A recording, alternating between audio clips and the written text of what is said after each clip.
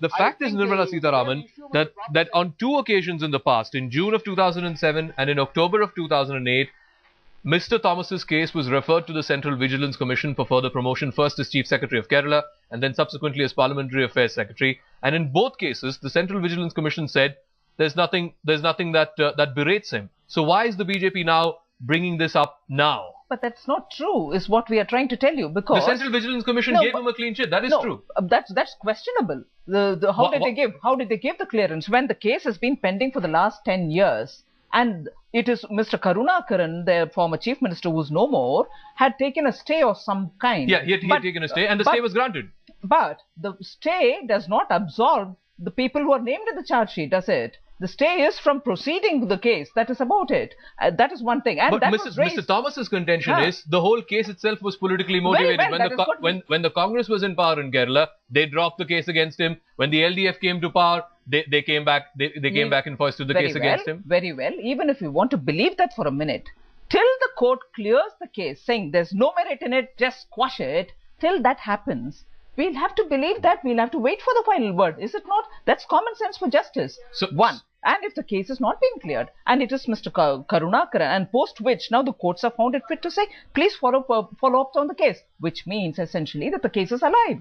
Is it not? That's right. That's right. And when the case is alive, I know we are getting into the details which the court is going to be deciding on. And I'm going back to that meeting in which Sushma Swaraj raised this matter. She was given to believe, either by the Home Minister or by the PM, that no, it has all been cleared, which is not true. And that is why she herself volunteered, saying, please take a day more, check it up and come. We are not giving the allegations, but the cases are pending in the court. Why then? And if that is the case, what respect for the third member of the committee who's selecting? Why then, Vinod Sharma, is this government seemingly hell-bent on defending this man? Because they're getting so much flack by defending PJ Thomas. Why is the government so hell-bent on defending him? They wanted a pliant person to be sitting there because 2G is going to face them on the case. That's the BJP's contention. Yes, absolutely.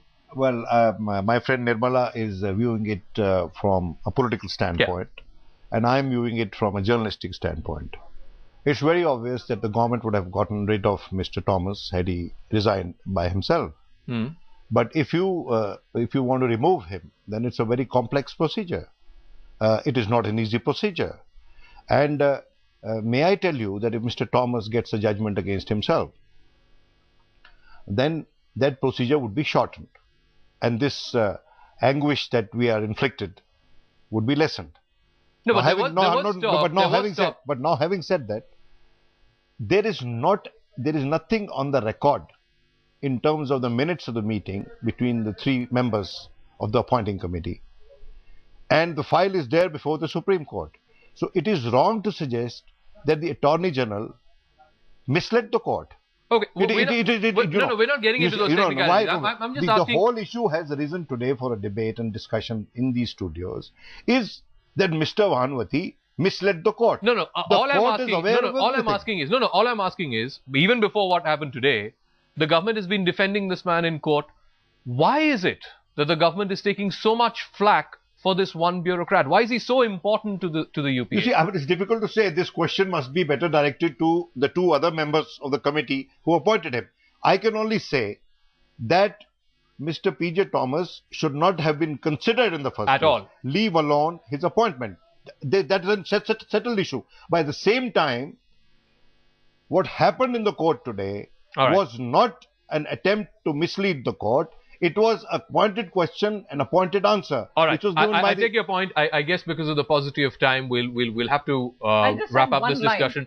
30 seconds. Swaraj has very clearly made it from her side as a point that till today she trusted everything and she hopes that she will trust further. But then whatever was happening in the court to go ahead and that she wouldn't come into the picture at all. All right. But today, because there is such ambiguity coming out of what is being said in the court. There's no ambiguity. Okay. I'll have to court to accuse the court of being ambiguous. I'll have to leave it at that. I would object to this. I think both of you have made... I do not want Mr. Vinod Sharma to give any kind of word into my mouth. I have not said about the court. I'm very clearly saying ambiguity which is coming out through the media, and I would think All it's right. only Media, appropriate okay, that okay. Sushma Swaraj I has was- been I was on only I guess trying we'll to- have to we'll have to we'll have to leave it at that. Has very clearly said she stayed away from this, and Nirmala, today she's going into the court Nirmala, you've made only your point. because she wants her position All right, clearly you've made your stated. point. You've made your point. I wish we had more time, but thanks very much, Vinod Sharma, Nirmala Sitharaman, Dr. Subramanian Swamy, and N. Vittal for joining us. Clearly, the onus now is on the government whether or not to continue defending PJ Thomas and whether he can be made CVC of this country. We leave the judgment of that to the people of this country. For the moment, though, thanks very much.